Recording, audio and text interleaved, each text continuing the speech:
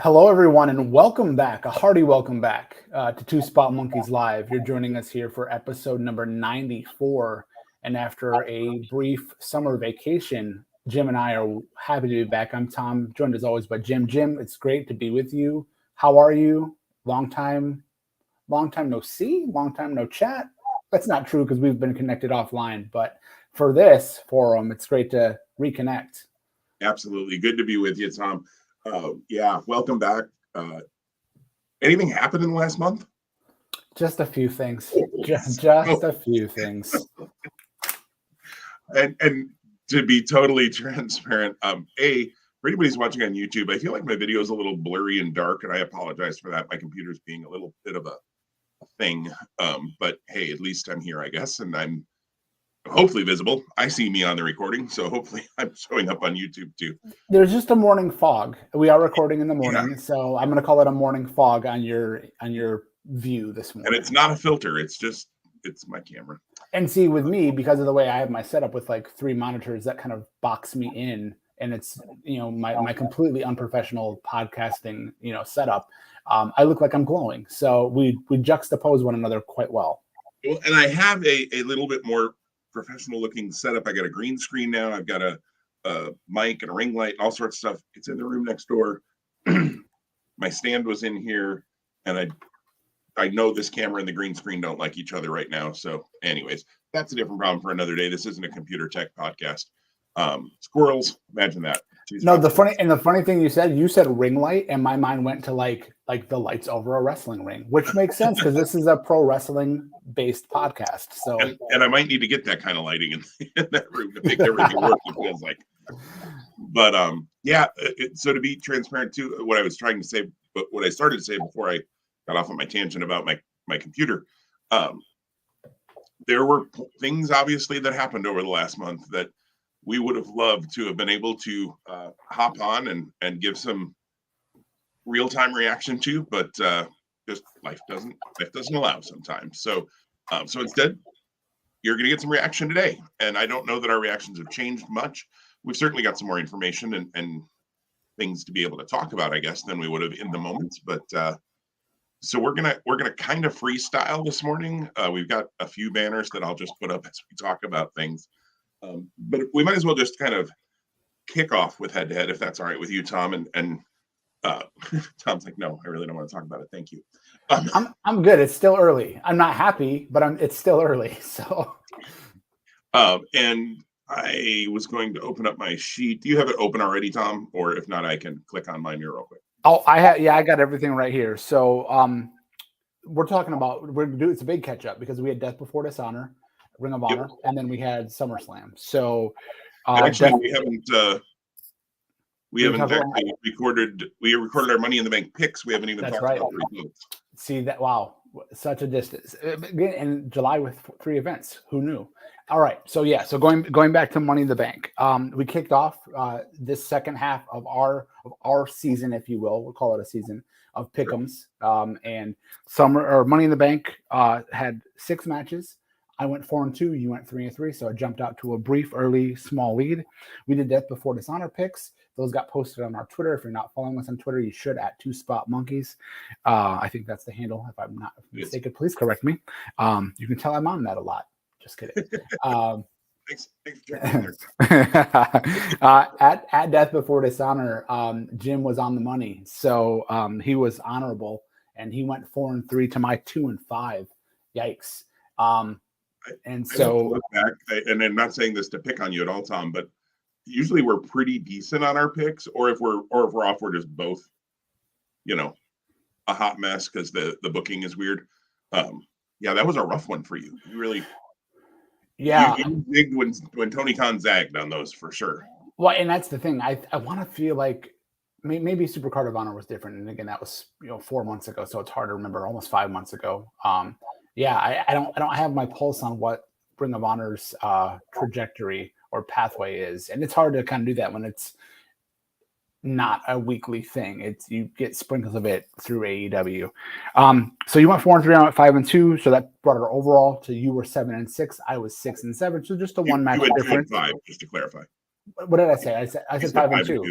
Yeah, see, dyslexia. You You wish you were 5-2, sure.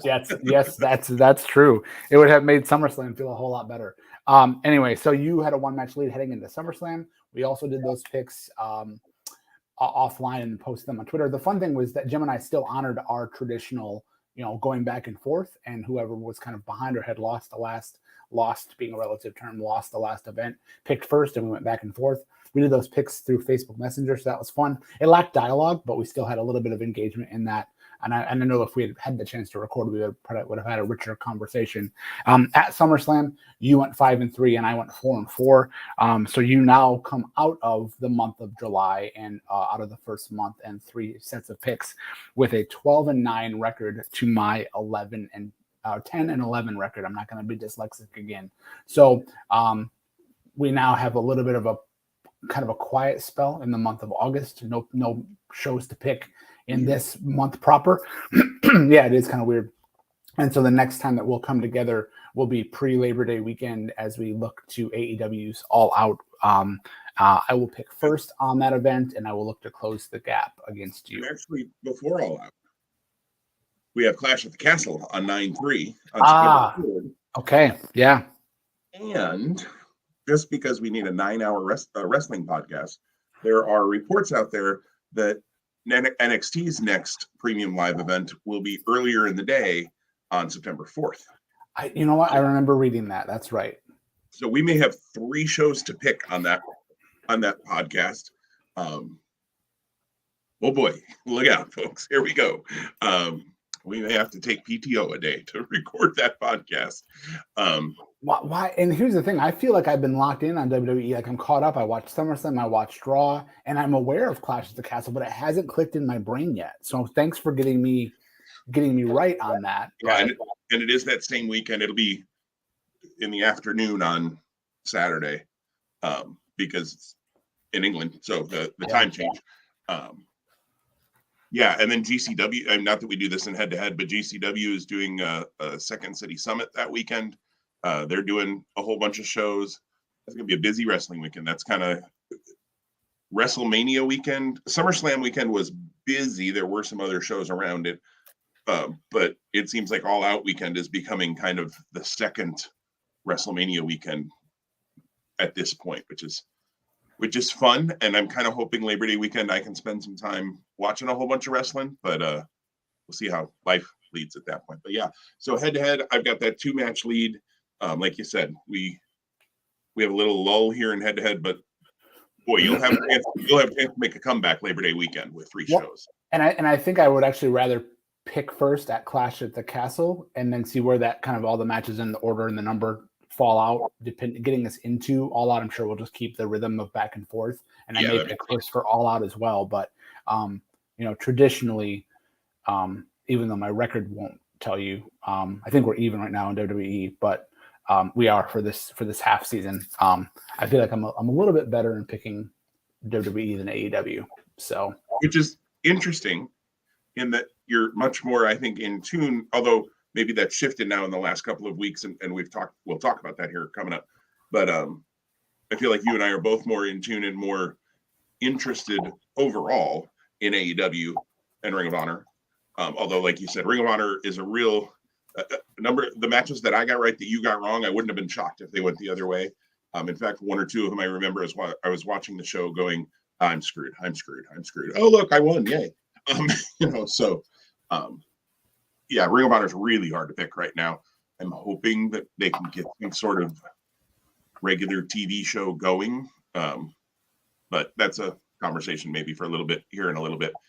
Let's start with WWE, Tom, just because obviously the biggest news over the last month is the regime change. Vince McMahon, there were the allegations that came out right about the time that we went on hiatus, I think.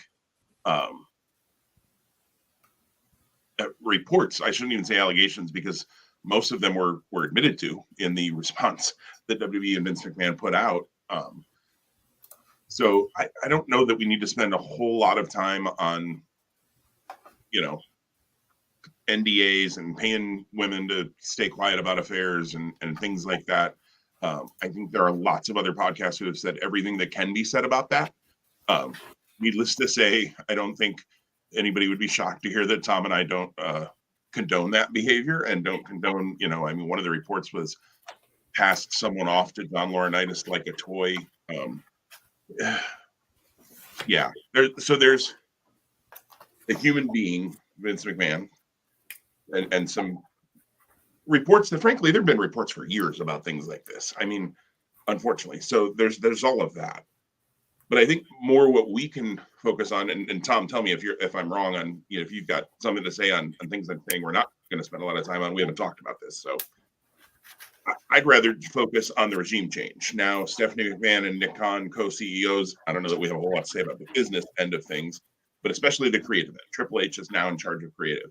For the first time in our lifetime, and the lifetime of probably most of the people listening to this podcast, frankly, Vince McMahon is not the end all be all. In fact, according to the reports, Vince McMahon is not involved at all. And frankly, I think Raw may have proven that a little bit in some things that, and even SummerSlam may have proven that a little bit. So this is a really broad question, Tom, but thoughts? Yeah, there's a whole lot to unpack. So first and foremost, let's just kind of state the obvious. As wrestling fans, you and I, I'm going to call us close to lifelong wrestling fans. I'm sure at some point we pondered the idea that this would eventually happen. And because we're younger than Vince McMahon, we likely believed that it would happen in our respective lifetimes. Did we see it happening in the year of 2022? Probably not. And Vince probably wasn't, too thrilled to acquiesce, if you will, to this change. But these allegations are incredibly serious and very unfortunate. I don't have the right terminology to describe kind of what I would think Vince McMahon is as a human in the negative way, and I don't want to really focus on that, even though I'm not at all in favor or do I support any of the allegations or actions or it's a disgusting story that has come out, and I'm sure there's a lot worse. What's the analogy of the skeletons in the closet, or the people who know where the bodies are buried? Right. Not to be too morbid, but I'm sure there's a whole lot more that happened in the last, we'll say 83 to 2022. That's what, 40 years almost.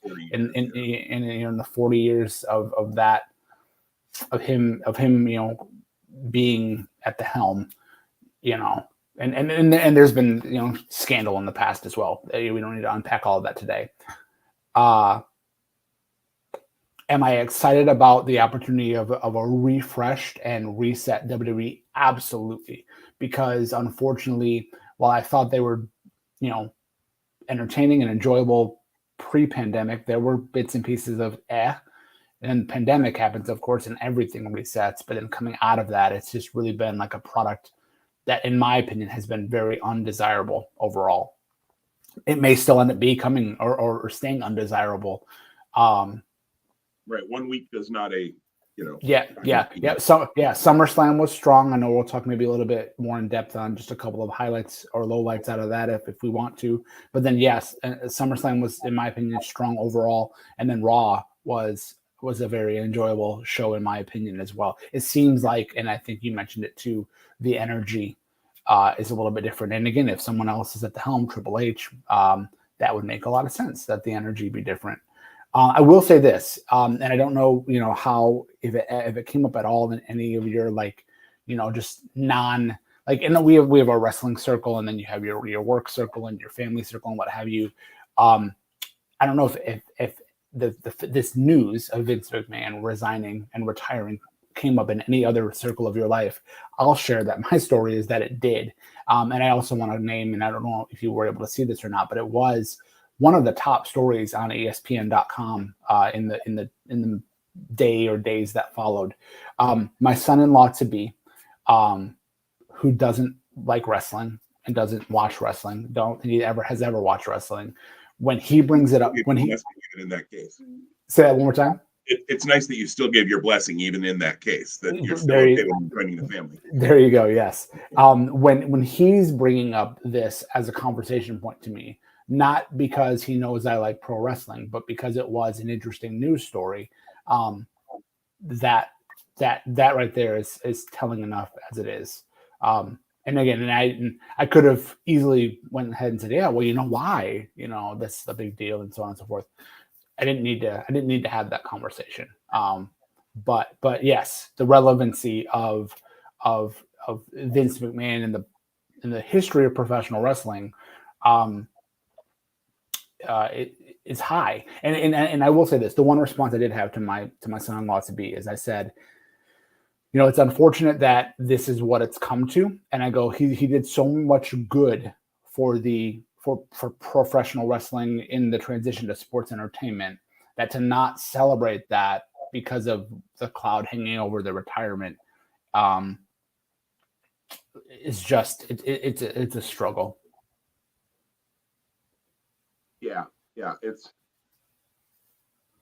too bad. I mean, I know Stephanie came out on Friday, the Friday that Vince announced he was retiring, just dropping a tweet. Nobody got to scoop him or anything, which, good, I guess, good for him. Yay. It's not very nice. But Stephanie came out and led the thank you Vince chant, even though the crowd got ahead of her and didn't let her lead it originally. And again, and I don't want to I'm going to make a correlation that's a terrible correlation. So here we go. Let me just name it. But it's like and unlike in many, many ways, like and unlike in many ways. Let me say that again. The dichotomy of the Chris Benoit story or Jimmy Snuka or some other stories. And those are more extreme because people lost their lives. And I don't want to downplay what Vince McMahon is accused of, but certainly murder is a thing. I mean, that's like the ultimate, right? For me, when we talk about Chris Benoit, and this is probably the only time his name will be spoken on this podcast a whole lot. We normally haven't talked about him at all, very, very little, if at all. For me, I can't watch Chris Benoit matches. Like, the situation that happened there just is beyond what I am comfortable even watching his matches. People who can watch his matches, I'm totally okay with that. Like, I'm not going to judge you if people enjoy watching and can make that distinction between Chris Benoit, the performer, and Chris Benoit, the human being who did these horrible things. And so what I'm saying that, and again, it's like and unlike in such different ways, but in that your point, Tom, is well taken, and I think dead on, that from a pro wrestling standpoint, even if you didn't like the product he put out, especially these last number of years, maybe, there's no doubt Vince did a lot for the exposure level of pro wrestling. Now, I know Triple H was just on Impulsive with Logan Paul and made the comment that Vince took pro wrestling from, the bars and the seedy little, 20 people in front of it and made it this worldwide thing. That's wonderful WWE revisionist history. I mean, Mid-South Wrestling was selling out 15, 20,000 seat arenas with big cards in New Orleans, and Jim Crockett was selling Starrcade, and Japan was doing big business. And I mean, so now worldwide exposure, sure, I think you can make an argument there. But to make it sound like no other, wrestling company had ever drawn a dime before WWE, okay, that's WWE rewriting history. But so to not be able to celebrate that is sad on one hand, and yet it's Vince's fault. Like, he made his bed, so lie in it. Like, it's not like something else happened that created a chance to not say that. So it's such a weird dichotomy. And I think you and I would both agree, though, like, this should have happened a while ago. Like, irregardless of the reason, just the creative process and, the way that he couldn't get out of his own way of thinking, and he couldn't surround himself with people who he would allow to challenge him, from all the reports. They have a developmental brand in NXT, and obviously the shift to 2.0 has made that even more developmental. But look at the number of years where they'd bring people up from NXT and just really poorly use them. And what's the point then? So maybe the shift to 2.0 was good. I think seeing how it shifts now under Triple H is going to be very, very interesting to watch play forward. So it's just, yeah, it's weird. It's weird that it's actually happening and that Vince isn't dead. Let me just say that. Like, I thought that's how the change would happen.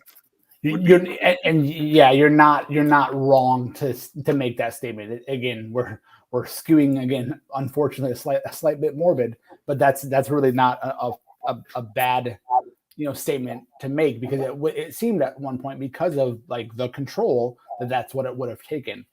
I was trying to think of an example of someone outside of pro wrestling that you could maybe be like give a comparison to Vince McMahon, and the first name that comes to mind for me, again, and it's not a one-to-one comparison, but I think there's a lot of similarities, is Jerry Jones of the Dallas Cowboys. Mm-hmm. And when you look at the story of the Dallas Cowboys, they're called America's team, and they have all of this rich history. And yeah, they were awesome in the 90s, they were awesome in the 70s, but then there's this trajectory of kind of ebb and flow.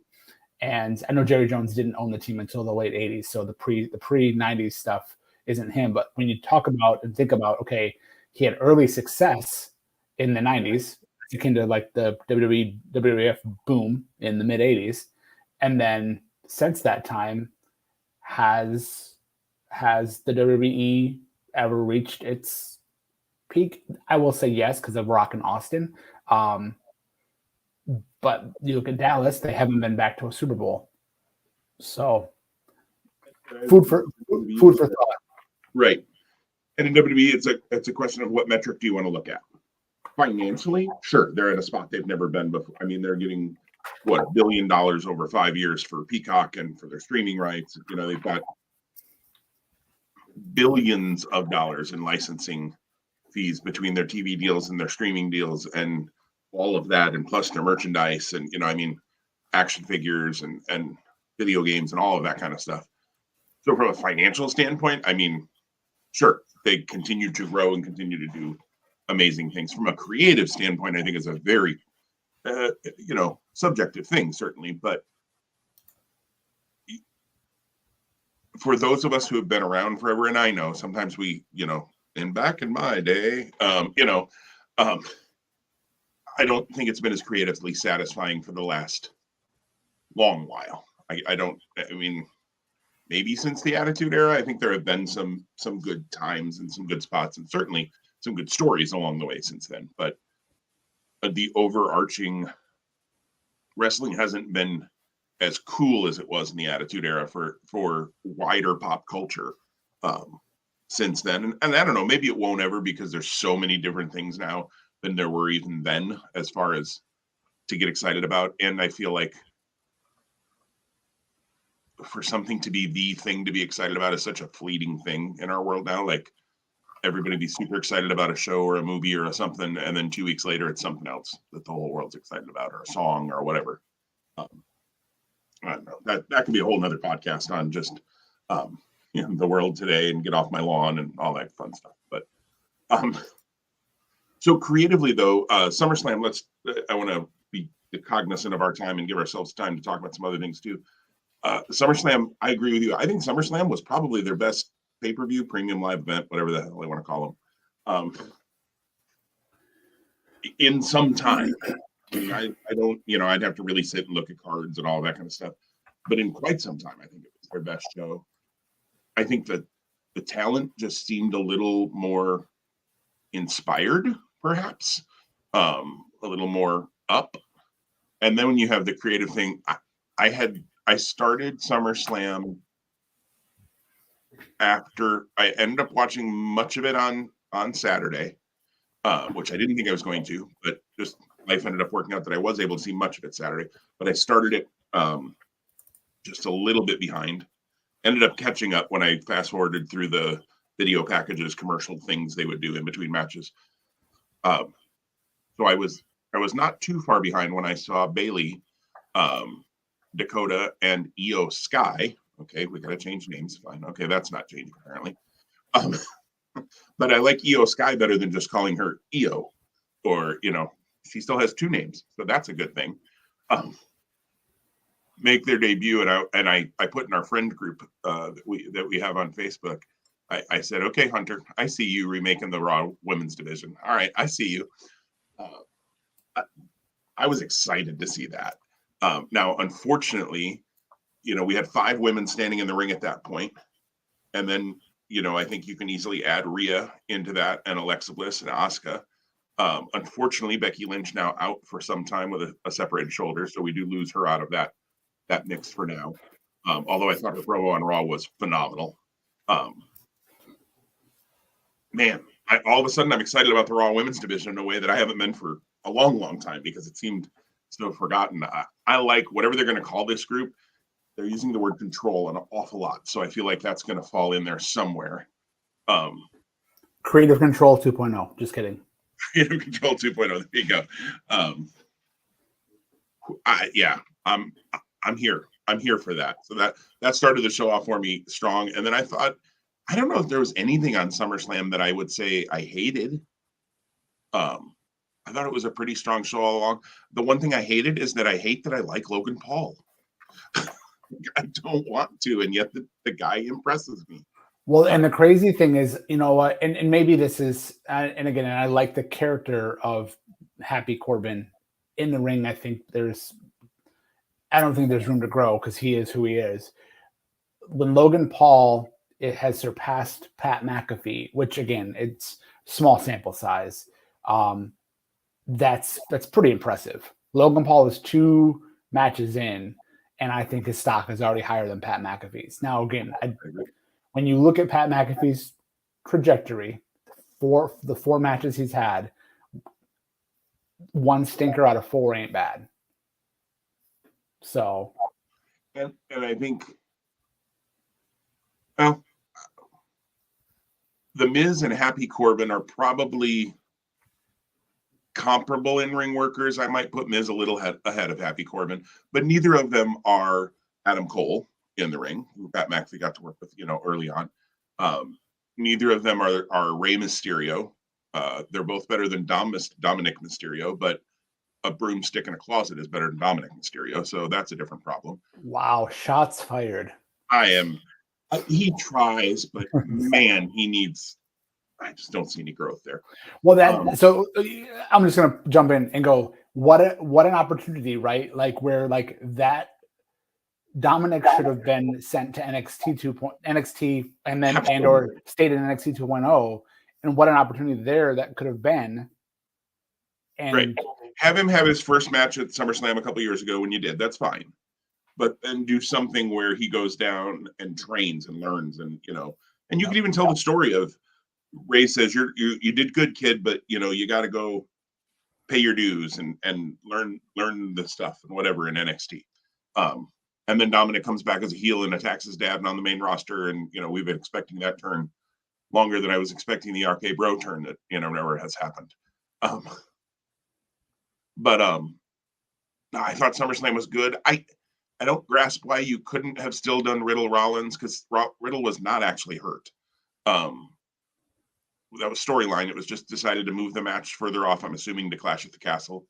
I mean, don't get me wrong. I know WWE does way too many rematches, but that story was still young enough. You could have done a match at SummerSlam and still had a return match at Clash at the Castle. So it was a little bit of a bummer to not get that match, but yet the show delivered in a way that it wasn't like, it could have been a good show if they would have added that match in there.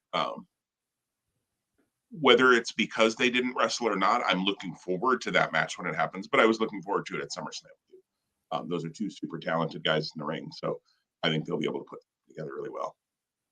What do you think Brock Lesnar? Where does Brock go from here, Tom?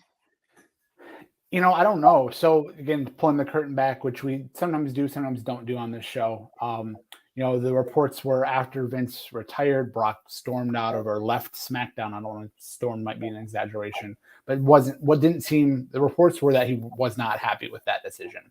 He was eventually, able to come back and did appear at SmackDown on that Friday that preceded everything.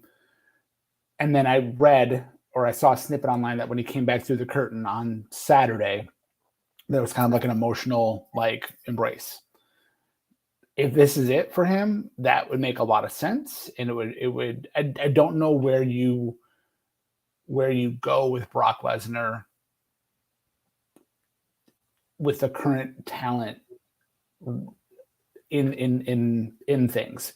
You know, if you were to look to bring Braun Breaker up in a year, 6 months, and that match happens, and you use Brock to elevate Braun Breaker, that's like the first thing that comes to mind for me without giving it tons of thought.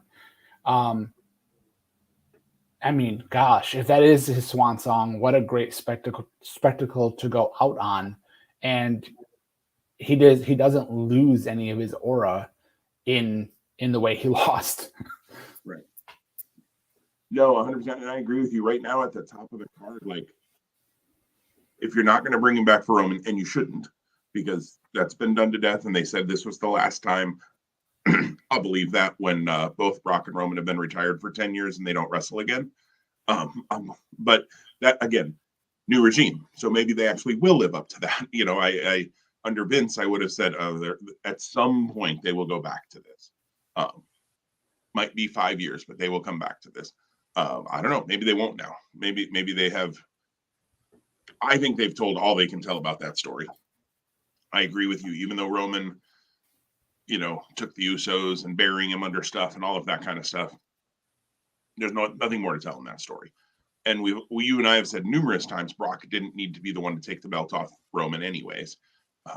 I still don't know who that is other than Cody. I think Cody makes a lot of sense when he comes back. So other than that, I don't think they've built anybody yet. But again, new regime, willing to see who they're going to build, because clearly on Monday, there were some people who hadn't been used well in the past that Triple H was like, I'm going to give you an opportunity. Let's see what you can do with it. And we'll go from there. So, and let's talk about that real briefly, and then we can jump to AEW. So we've got some time there. I mean, Ciampa certainly got elevated on Monday and placed into a position. I loved that they made the U.S. title seem important on Monday. They had a really cool video package on the U.S. title. I thought that was really, really well done. And then you had 2 triple threat matches. Those winners had to meet. And then the winner, you know, which ends up being Ciampa, goes on now to face Bobby Lashley, I think this week on Raw. It is, yep. Okay. So you got to win 2 matches. You have, you know, former world champions and AJ Styles and The Miz that are in that mix. So, hey, if they want the U.S. title, that should matter. You have some kind of underutilized talents in Ciampa, in Chad Gable, in Mustafa Ali, who I thought looked really, really good in his match. The finish of that triple threat, Mustafa hitting the 450 and rolling right into the Styles Clash, was one of the cooler things I have seen in a long time. It felt right off a Ring of Honor show from like early 2000s, so or mid 2000s. So I kind of loved it. And I don't think it makes Mustafa Ali, like, you could almost hear some people going, oh, look, they were going to give him a shot and now they buried him. They beat him. I don't think losing like that hurt Mustafa Ali at all, because he hit the move, but then just got caught by the veteran in a crazy way that, you know, doesn't hurt him at all. So I thought Ali came out of that looking better than he has in a long time. I don't know where I'm gonna find 3 hours to watch Raw every week, but or 2.5 when I can fast forward through commercials. But dang, if last Monday didn't at least make me think, I have to try to figure out how to get that in now. Well, and that's the thing. Good presentation and good content renew that spark. So two things I wanted to just connect on with you quickly. So the one difference that caused us to have different scores at our pick'ems was the undisputed tag title match. I had the Profits because I thought this is the chance they finally have to win. They don't. And then you see Montez and Rollins on Monday. Are we seeing Montez Ford get elevated in the singles, do you think? I think we are, and I think we've been headed towards the breakup of the Street Profits, which is why I picked the Usos. I actually thought the breakup happened in SummerSlam. And I think had the creative change not happened, I still think we would have seen the breakup there. You love when teams break up, man. You're like always teams, but I think they've been dropping red herrings about this one for a little while. They've been talking about how maybe they haven't been getting along. Angelo Dawkins was on the is it After the Bell or whatever it is, the Corey Graves, the podcast he hosts. I used to listen to it. It's fallen out of my rotation of podcasts at this point. Not because it was bad. There have been a lot of other things that have taken up that time. And now fantasy football starts and Fantasy Focus is back every day. And I don't have time anymore. Sorry, Corey. But Angelo Dawkins talked about how everybody's been so high on Montez, and he's going to show that he's got something to add too. And I mean, so it seems like Angelo is going to be the one who turns and goes heel. Although Monday there was the twinge, I think, in the story. You know, they were doing rock, paper, scissors, and they got to 1-2, and then Montez took off and ran to the ring and took the match. And they never showed Angelo Dawkins, I don't think, again. So you didn't see Angelo Dawkins' reaction past the second it happened kind of thing. You didn't see him, like, they didn't pan to him standing there seething on the stage or looking at Montez. I thought they'd look to him and, you know, him kind of doing this like, you got me. So yes, I think it's clear to me, at least, that there are certain people that we know in the past from the way things have been handled that Triple H sees a lot in, especially when maybe they were in NXT or other places. I think Montez is one of those guys. I think Ciampa is definitely one of those guys. I think there's a free agent out there named Johnny Gargano who's one of those guys, and I will be stunned if we don't see Johnny Gargano on the main roster in the next month or two. I'll just say Raw is in Cleveland on Monday night. Who knows? Although I had to laugh. I heard Sean Ross Sapp said he would 100% confirm Johnny Gargano will trend on Twitter on Monday night, because every time there's a mystery partner, a mystery opponent, or anybody, AEW or WWE is anywhere near Cleveland, Johnny Gargano tweets or trends on Twitter because everybody thinks Johnny Gargano is coming in. They're in Cleveland. I'm just saying, and Ciampa is in could be main event match. I kind of think that U.S. title match may very well be the main event on Raw on Monday night. Could be the way they presented things, anyways. You know, does Gargano help Ciampa? Do they reform DIY? Does Gargano come in and do the feud and attack Ciampa? Does Gargano not even show up? A lot of things. But I think Montez is one of those guys. Sorry, diatribe on Johnny Gargano there for a minute. So yeah, I do think this is the start of getting to that story of Montez, and he looked good in there with Seth Rollins. So yeah, and he's had that potential for so long, and that talent for so long. It's not like the talent's been non-existent; it's been there. It's just been redirected, if you will. The other thing I wanted to ask you about was, of course, so at SummerSlam we saw the return of Edge as well. Had you been caught up on and been seeing the vignettes that they've been like teasing him out, like, so yeah. And I want to know your thoughts on those, because it seemed really weird. Like I kind of felt a few weeks ago that it was Edge, but like for him to come back and save, he clearly has an issue with Judgment Day, and he should, because they beat him down and kicked him out. But like the vignettes were like all of the people that the Edge had, like, kind of, not all the people, but a number of people that he had feuded with over the years. Mick Foley was in there. Rey Mysterio was in there. There were notes to Randy Orton, and a few other things. So just your thoughts on the vignettes, if you have them, and if you thought that they served a good purpose for what we saw in Edge's return, and then does Edge's return do anything for you? Last question, not really. Edge's return doesn't do a whole lot for me, at least at this point. They could tell a story that makes me care a little bit more.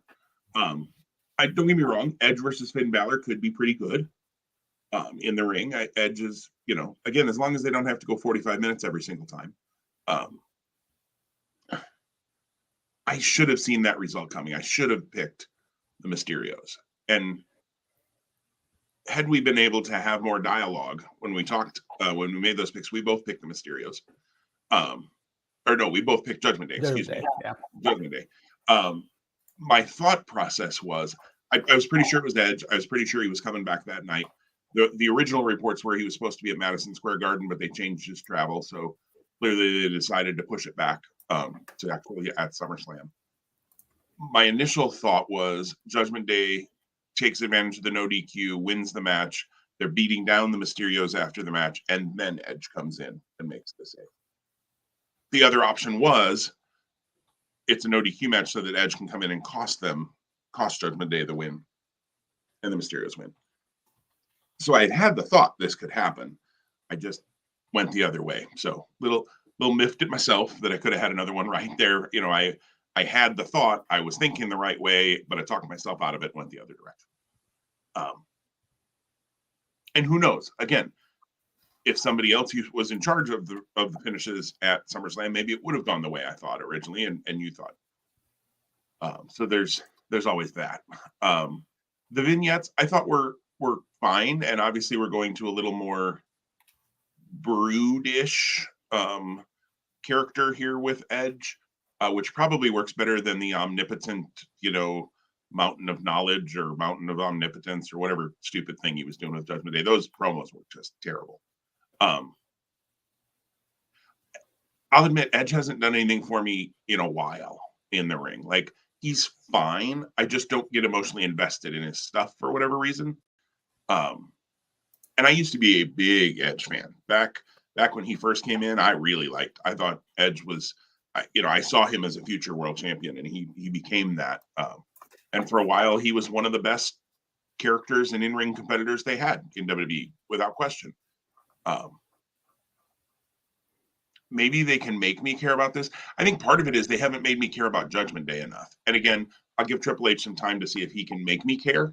WWE has now put me in a spot where I'm like, everything I want to complain about, I feel like I need a caveat of, well, I'll give it a few weeks and see what Triple H does with it, because we are in a new regime now. But up to this point, they hadn't made me care enough.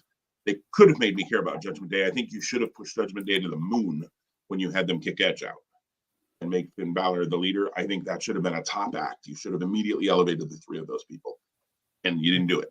That's the one issue with them having unified tag titles, right? Because they could have, right. They as Raw Tag Team Champions could have gotten some steam. Yep. Again, not that titles make wrestlers, but they can add to them. They can add, big time. So,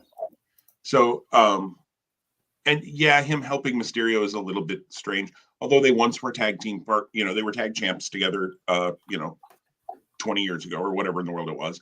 And that's probably not a bad guess. Right. No, it's probably right in the ballpark.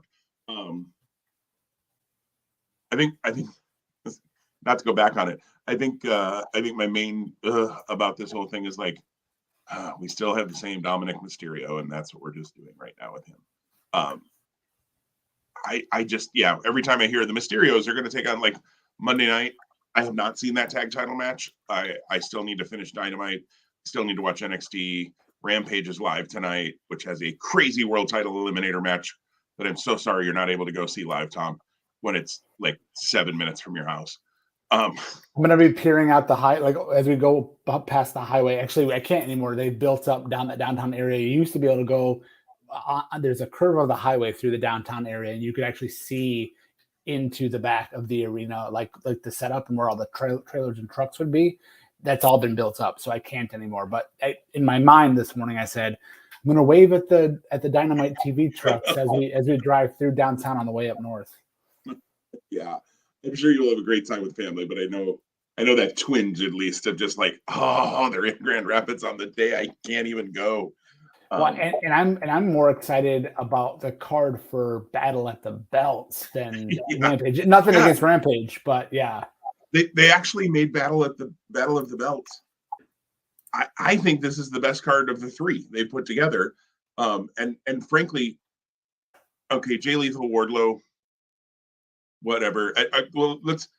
Are we done with WWE? I think, my last thing was just, I wanted to get your opinion on Edge and pick your brain on that. So, well, let's transition to AEW because I want to give us a little bit of time here. We're up against a hard stop time this morning. So, Battle of the Belts. We'll just kind of jump there real quick. I mean, Claudio Takeshita, holy crap. Like, I am so high on Konosuke Takeshita. I think I'm saying his name right. Everything I've seen of that guy so far, I've really liked. You're doing a fantasy booking thing with free agents from our fantasy wrestling league, which I'm super enjoying, by the way. So please keep doing that. I know I haven't commented in the thread, but seriously, every time I see that there's a new post, I'm like, oh, cool. And I click on it, read what you're doing. And it's funny because I look at it, I'm amazed at the talent that we don't have on our teams in our fantasy wrestling league, because you've been able to really fill out a really nice roster. But you're doing some cool things with Takeshita and that I wish AEW would do. Takeshita, he wins on Dark. I have to look if he's won. I think he's maybe won 1 or 2 on Dynamite. And again, I think they were against like lower level nobodies right when he came in, maybe. But any big matches, they haven't given him any wins yet, and I wish they would. And obviously, I don't see him winning the Ring of Honor title. Well, and his story is that he wants to get a big win in America because, like, that's like his motivating factor, which is awesome. Like, it makes you go, okay, yikes, he's going to give his all when he faces Claudio. I also agree. I don't see him unseating Claudio. Did you see that he's already planning to go back to Japan like later this month? I saw a brief. I didn't read the report, but I saw like on Facebook as I was scrolling. There was a link, PW Ponderings, or somebody had a story out. Yeah. So that right there makes me like disappointed because, and again, maybe it's just 2 weeks, but if it's for the rest of the year and this is what we get of him, I hope they pay off that story. And even if he doesn't, when he doesn't win the Ring of Honor world title on Saturday, I hope that he gets the opportunity to get a big win, whatever that looks like, however that comes. That would be. Because then if you eventually bring him back, there's some oomph behind it. Yeah, no, absolutely. And now with the, hopefully the ability for people to go back and forth from Japan a little more easily than they had been able to over the last 2 years, maybe he can come back and forth. He's been doing just America here for a while. Maybe he can kind of do both a little bit. I realize that's a lot of travel back and forth. There are certainly guys who are doing it fairly regularly, but that match is going to be good. Lethal Wardlow will be, again, we've talked about this a million times. Jay Lethal is one of those guys who, when they announce the match, I never get excited, and then when the match happens, I'm like, that's pretty good. And I think Lethal's a good name to put in front of Wardlow. Wardlow's winning that match. Yeah, since we last recorded, Wardlow has actually won. I mean, it doesn't feel like he's just won the title, but he literally just won the title less than a month ago. So That's happened since we last recorded. But I like talking about Wardlow for a minute, just because I feel like the promotion of him when he was in the MJF issue in that feud felt better than what they're doing with him now as champion, and that just seems weird. But he hasn't had anything to sink his teeth into yet. And I don't know what that looks like too, right? I mean, I guess obviously we'll see maybe if that story changes after Saturday. I agree. They haven't given him anything to sink his teeth into. I did think the way he won the title was good, and I thought they've done okay with him since then. His little welcome to Wardlow's world, I think, is a good open tag, for his promos. I think the worst thing that happened is he won his match with MJF, which he should have, and then you had the promo from MJF the next week. And I think that everybody was still, for weeks and even a little bit now, although it seems like it's died down a little because you haven't heard anything from MJF or about MJF for quite a while. And that could be a whole nother podcast to talk about what is or isn't going on in that. But Wardlow became the unimportant part of that story the next Dynamite, which he shouldn't have been because he got his big win. So in hindsight, I think that was a mistake. It was a great promo from MJF, but you haven't been able to do anything with it for whatever reason. Work, shoot, I don't know. I wish Wardlow could have had that moment on Dynamite instead of MJF, just because for the long-term story, if you're telling a long-term story with MJF, you forgot to tell anything along the way now in the story since that moment.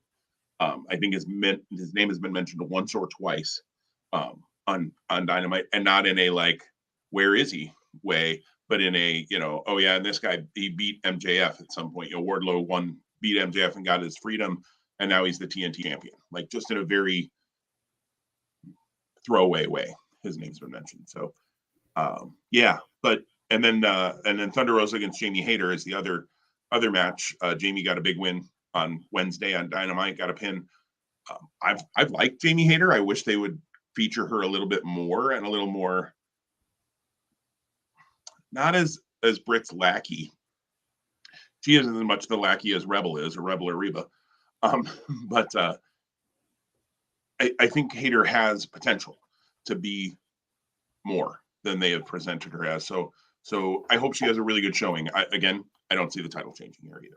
Yeah, and I was trying to go back and just look at kind of the last month or so of AEW and just kind of pick out some of the highlights. The Wardlow thing kind of being one, and we kind of bookend that with him winning, and now this defense. He had a great defense as well against Orange Cassidy, which again, yes.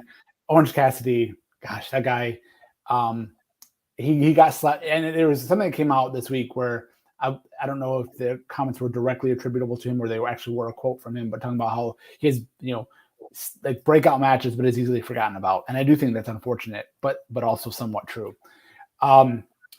Just a couple of things to name. Last month, we've had the AEW tag titles change. Swerve and Our Glory won them in a 3-way. That's a big deal. The Brody King Darby Allin feud is in full swing, and that is going to come to I would imagine, a head next week at Quake by the Lake in a coffin match. It's a show, by the way. The FTW title transitioned, causing the implosion and the disbanding of Team Taz by Taz.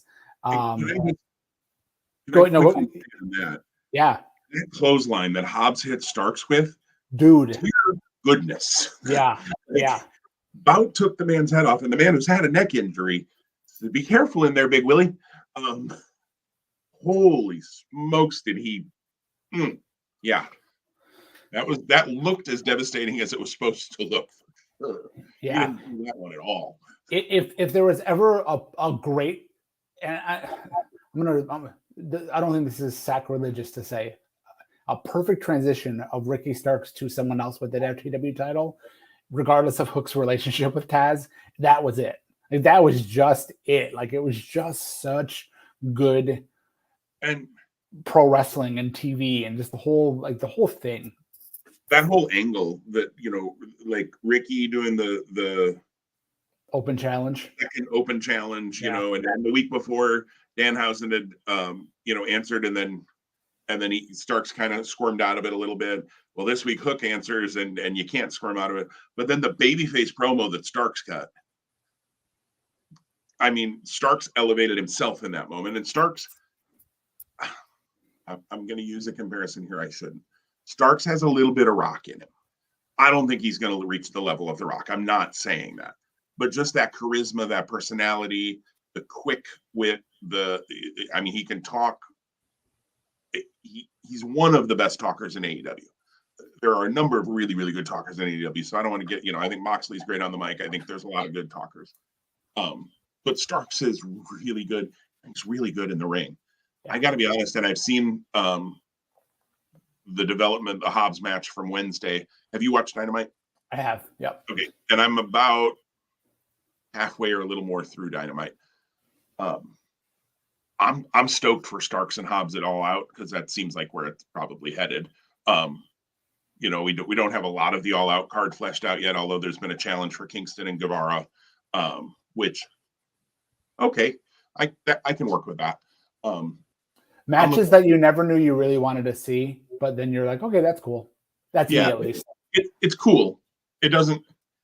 Sammy Guevara is a guy that I want to get behind and I want to really be invested in some way, and I can't get there for some reason with him yet.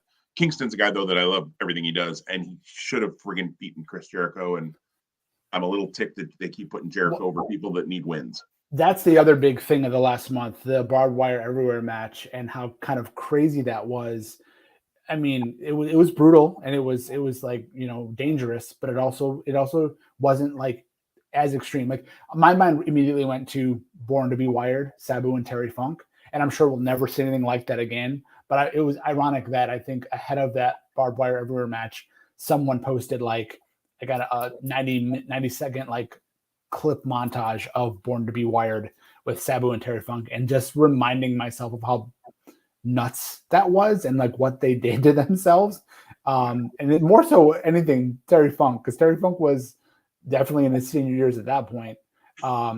But he was still 50s, at least. He was still going hard in 97. So the booking of Jericho is super interesting, especially because I think you can look at him and go, he's all in AEW 100%, and he's valuable, but he's also got a foot in the water with Fozzy. And, when does the touring with Fozzy like remove him from AEW? Maybe he doesn't. And again, that's why private planes are amazing, because you can jump on a jet and be anywhere within a matter of hours.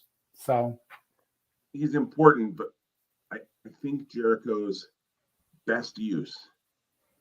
I'm not saying he has to lose every time by any means, because you got to keep him somewhat strong to make the wins count for something and mean something. But his best use is to help put over the talent who will be there when Jericho's not. Because there are talent in AEW who are going to be there long past Chris Jericho, just based on age and length of career and all of that kind of stuff. And Kingston's no spring chicken, but I think Kingston's finally getting, the national exposure that he deserves. Wheeler Yuta, I haven't seen that match yet. I knew Jericho was going to win it, because if you're going to do Wheeler Yuta versus Jon Moxley, you should have more than a 1 week build to it. And just because Wheeler won a match. So I knew that result was coming. It was one of those things where I was like, but you don't have to book it.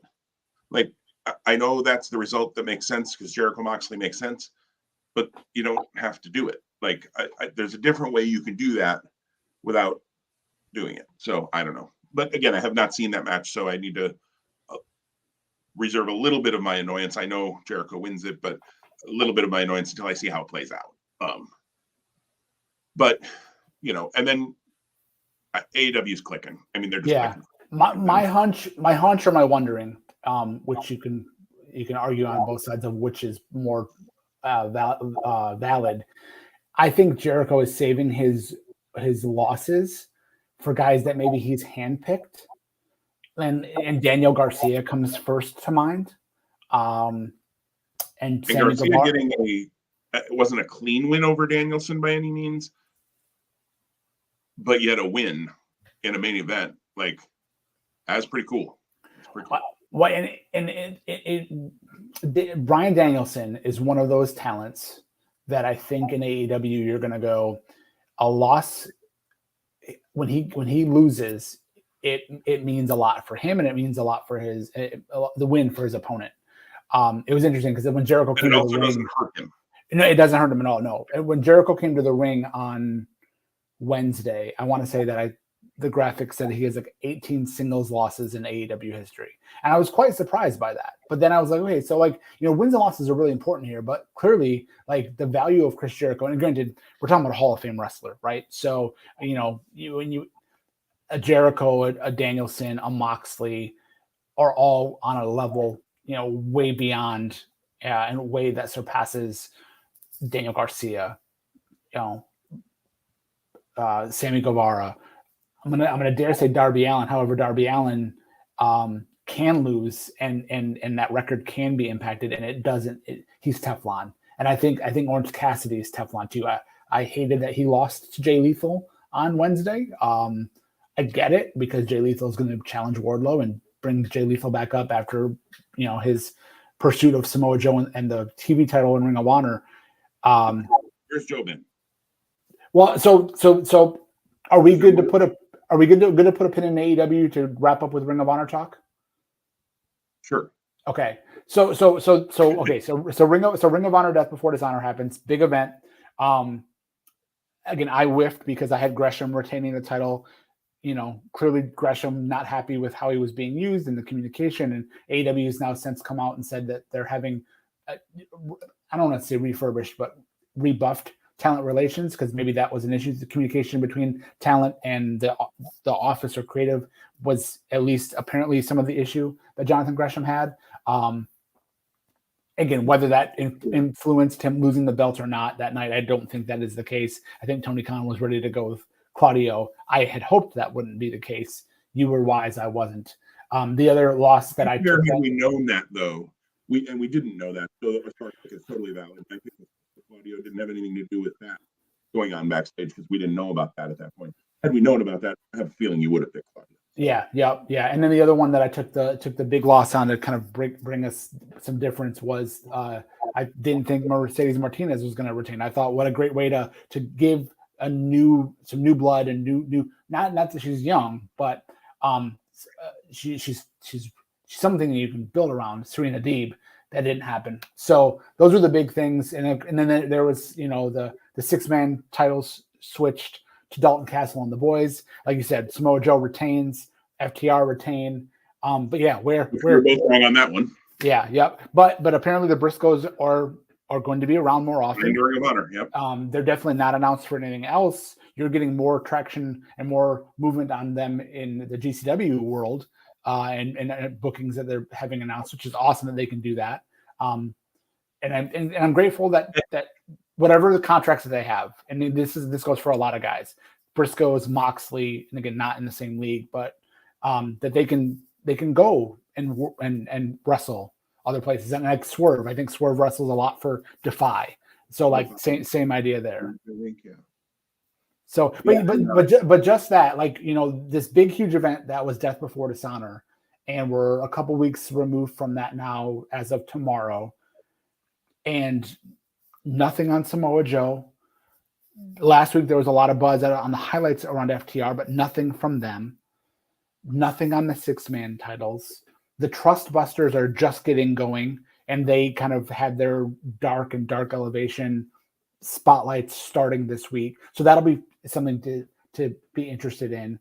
Wheeler Yuta defends and retains the pure title, but Garcia has an issue with it, but that's hasn't fleshed out because Garcia, like you mentioned, gets that win against Danielson, but that's in the AEW universe. And then Yuta, as you mentioned, loses to Jericho, but pure title not on the line.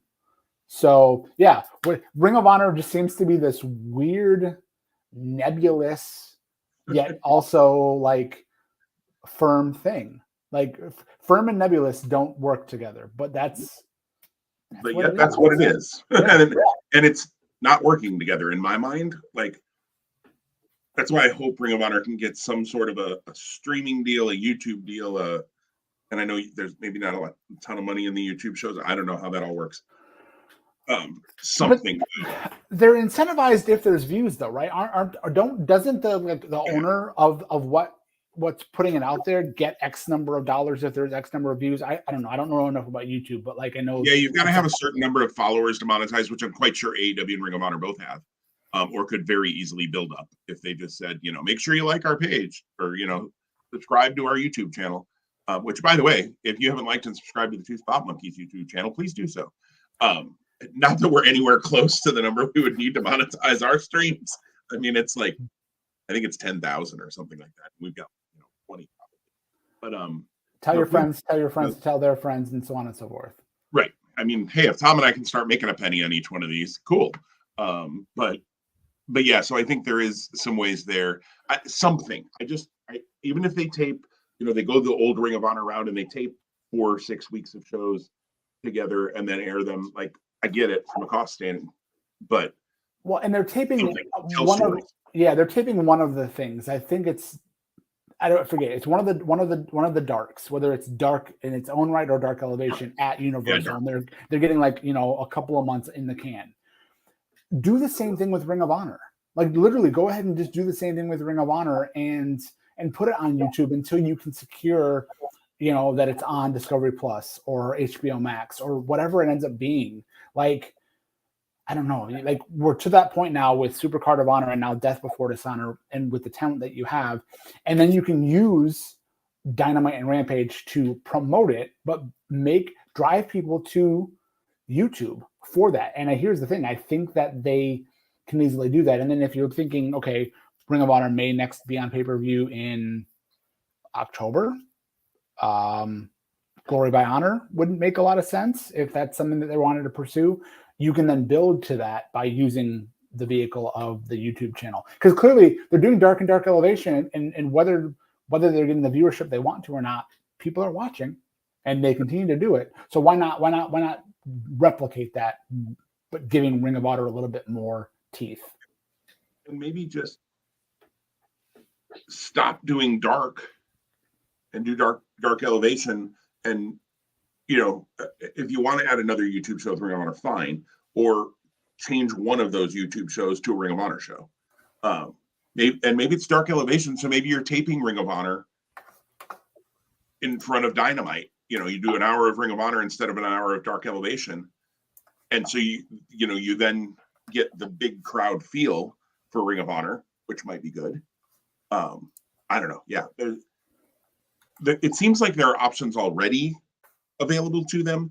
I know Tony Khan's working on options, and I understand that, but it feels like there are interim options that would be feasible that he doesn't want to do for whatever reason. I get it. Fine, wonderful. You're running the company and you've got the billions or millions or whatever of dollars that I don't have. But I want Ring of Honor. I want Ring of Honor back, and I also want it to make sense. And right now I feel like it's a little bit like, here's a show and they sell a bunch of them, but you're not telling cohesive stories. FTR Briscoes, you threw it out there because it was the match of the year. You threw it out there a second time. It was great. Don't get me wrong, but it wasn't like you told a story from between Super Card of Honor and Death Before Dishonor. As all of a sudden it was just FTR made a challenge 2 or 3 weeks before the show. Briscoes answered. We get our rematch. Great, but you could have been telling a story along the way too. And I don't want to say that they're not maximizing the momentum of Ring of Honor, but the reports being out there that this was, if not the highest, like one of the highest, like purchased Ring of Honor shows in the history, which talks about the great crossover of fandom that you're bringing from your AEW synergy to Ring of Honor. But why would you not go? We just had 35,000 people pay $30 for our pay-per-view. Let's monetize that even more. Let's maximize. I think it was like 100,000 or something. But okay, well, whatever. Yeah, I don't even. Again, it's here on Two Spot Monkeys. We love to do our research. Wink. But I think one of the worst things that happened was that happened because they didn't do any build really for overall, and they still got all those buys. Now, you and I could sit here and say, if you would do build, how many more buys could you get? And I think it would be substantial. But crap, they didn't do any build, and they still were the highest selling Ring of Honor pay-per-view of all time. So my worry is that he goes, oh, I don't actually have to do a ton of build, and I can still sell a ton of pay-per-views. That's not what I want. No, don't do that, Tony. It's akin to a restaurant going, yeah, we got great food and we know it. Word of mouth carries us. Right. That's great. You don't have to develop anything new. But sometimes word of mouth is not gonna. I mean, McDonald's, they sell crappy hamburgers, but everybody buys them. So why do they want to make a better hamburger? They're making millions of dollars. So, and I go to McDonald's. So who am I? I'm part of the problem. Well, we're up against our stop time here. I know, Tom. Anything else you want to just touch on? We'll save San Diego Comic-Con for the next time we record. I think there's definitely some fun things to talk about there. I will just say 2 words: Coliseum Collection. Oh, anyways, okay. Anything else you want to touch on, Tom? No, I'm good. This was great to reconnect. I'm excited about us being back. I know next week our traditional day for recording isn't going to happen. We haven't necessarily talked about maybe looking to a different day earlier, or just coming back in 2 weeks. We'll see. But we're going to be back. It might be a short-lived return, but it won't be as long of a break if it is. We're gonna be back, and we're gonna be more consistent from here through probably the rest of the calendar year in 2022. And again, lots of good stuff on the horizon. So thank you. Don't unsubscribe to your podcast feed. We'll be coming back. Oh, yeah. Right. We're back. Even if we'll see about next week. That's a little questionable, but there's a thumbs up behind you. That's good. Which also means it's probably time for you to get moving. So we'll talk later though. And everybody be safe. We'll talk to you soon. Take care.